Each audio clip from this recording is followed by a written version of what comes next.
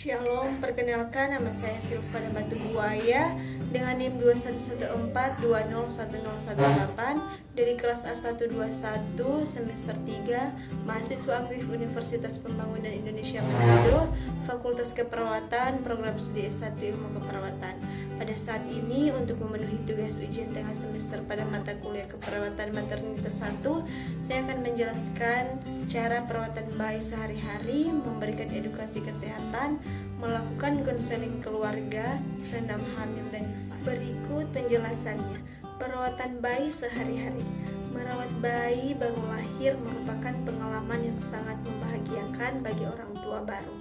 Namun ada beberapa hal yang perlu diperhatikan dalam merawat bayi agar bayi tetap sehat dan merasa nyaman. Pemberian ASI.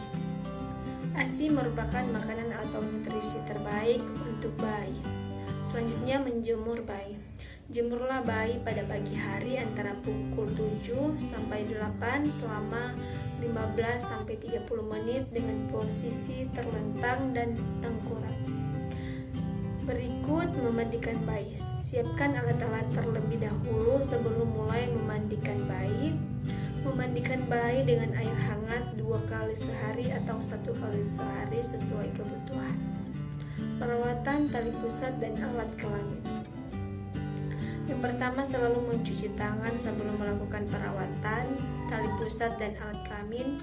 Yang kedua, biarkan tali pusat terbuka dan selalu dalam keadaan kering. Yang ketiga, saat mandi bersihkan tali pusat dengan sabun. Selanjutnya, setelah selesai keringkan dengan handuk lembut atau cukup diangin-anginkan. Jangan membungkus tali pusat dengan apapun. Jaga agar tali pusat selalu kering. Jaga selalu kebersihan apabila tali pusat sudah lepas. Selanjutnya, perhatikan kebersihan pada lipatan paha. Jaga agar tetap kering dan jangan menggunakan bedak. Cara membersihkan alat kelamin perempuan adalah dimulai dari depan atau vagina ke arah belakang. Selanjutnya, cara membersihkan alat kelamin laki-laki adalah dengan membersihkan bagian buah sakarnya dan ujung penis.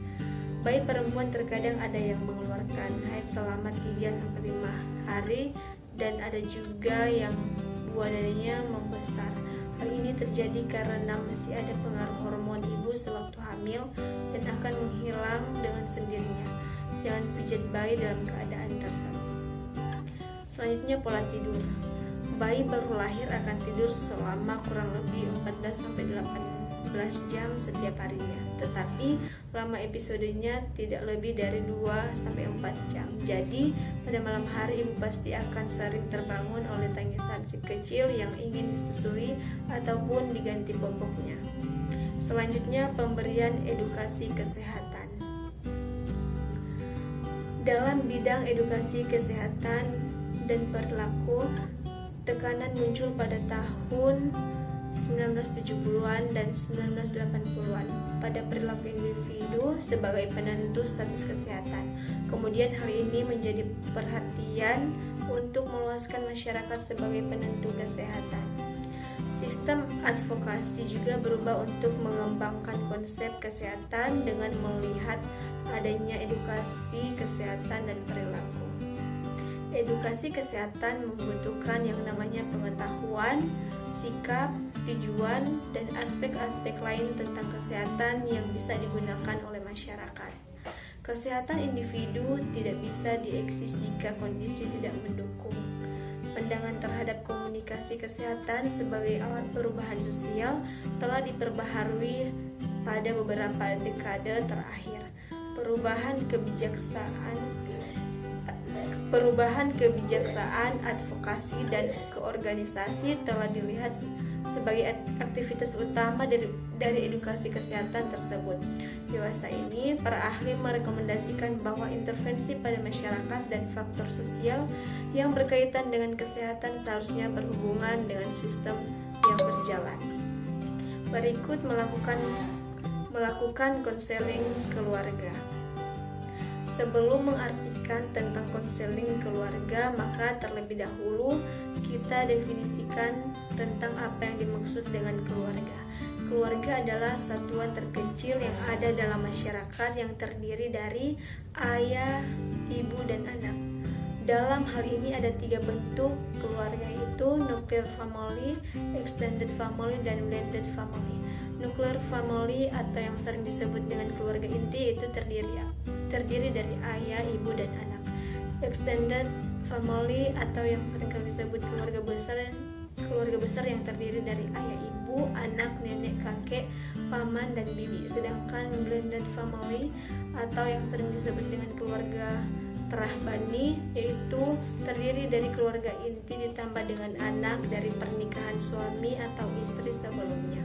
Menurut Golden dan Shepard, konseling keluarga adalah metode yang dirancang dan difokuskan pada masalah-masalah keluarga dalam usaha untuk memecahkan masalah pribadi klien.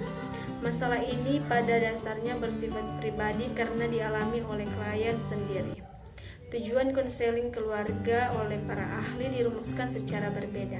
Seperti dikatakan Bowen Litipun 2008, tujuan konseling keluarga adalah membantu klien, anggota keluarga, untuk mencapai individualitas sebagai dirinya sendiri yang berbeda dari sistem keluarga.